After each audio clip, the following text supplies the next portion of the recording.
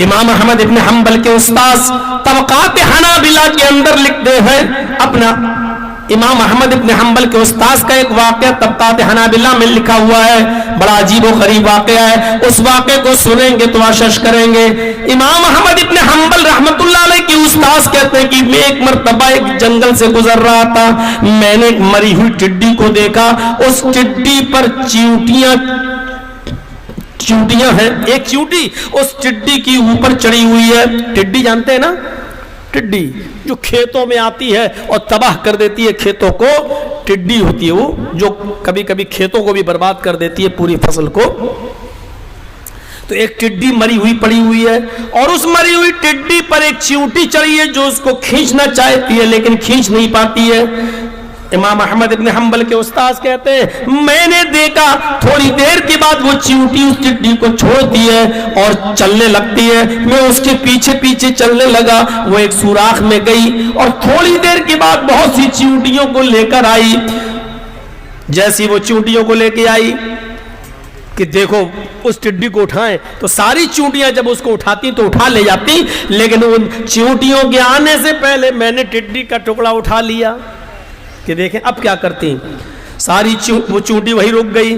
دیکھا ٹڈی کا ٹکڑا نہیں ہے، ساری چیونٹیاں واپس چلی جاتی ہیں لیکن وہ چیونٹی وہیں رہ جاتی ہے۔ میں نے ٹڈی کا ٹکڑا پھر رکھ دیا، اس چیونٹی نے پھر اس کو کھینچنا چاہا لیکن نہیں کھینچ پائی، پھر وہ بل میں گئی اور بہت سی چیونٹیوں کو لے کر آئی، اس کے آنے سے پہلے میں نے پھر ٹڈی کا ٹکڑا اٹھا لیا، ساری چیونٹیاں پھر کھڑی کی کھڑی رہ گئیں اور گویا کہ اس چیونٹی سے پوچھ رہی ہے کہ ٹڈی کہاں ہے وہ ٹکڑا۔ ساری چیونٹیوں نے انتظار کیا اور پھر ساری چیونٹیاں چلی جاتی ہیں لیکن پہلی چیونٹی نہیں جاتی، میں نے اس ٹڈی کے ٹکڑے کو پھر وہیں رکھ دیا۔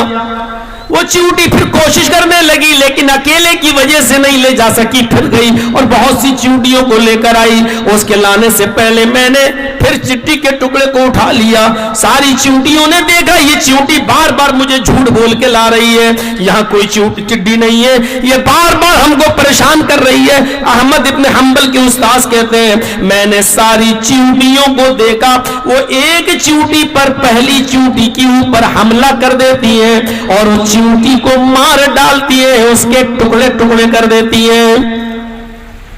میری وجہ سے ایک چیونٹی کی جان تو گئی، لیکن میں نے یہ اندازہ لگایا کہ جھوٹ چیونٹیوں کے معاشرے میں بھی پسند نہیں کیا جاتا ہے، جھوٹ چیونٹیاں بھی پسند نہیں کرتی ہیں۔ تمام چیونٹیوں نے اس چیونٹی کو اس لیے مار ڈالا کیونکہ یہ بار بار بلا کے لا رہی ہے اور چیونٹیاں اور ٹڈیاں ملتی نہیں ہیں، تو جھوٹ ایک ایسا جرم ہے سماج کے اندر اور معاشرے کے اندر کہ اس جھوٹ کی میرے بھائیوں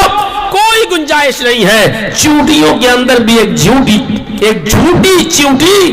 زندہ نہیں رہتی ہے اور تمام چیونٹیاں مل کے اس کو مار ڈالتی ہیں۔ میرے بھائیوں چیونٹیوں میں اللہ نے بڑی عقل دی ہے، یہی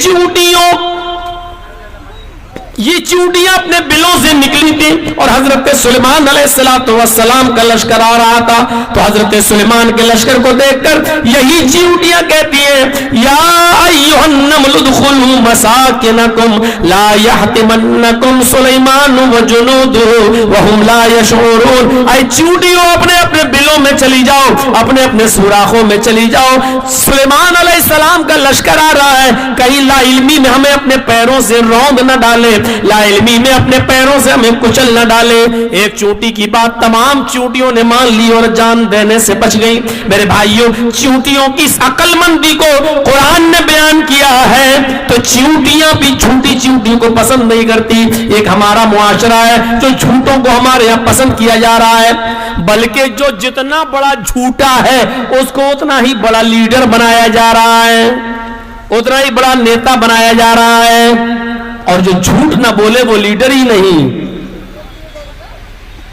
وہ لیڈر ہی نہیں۔ جھوٹ چیونٹی کے معاشرے میں بھی پسند نہیں کیا جاتا۔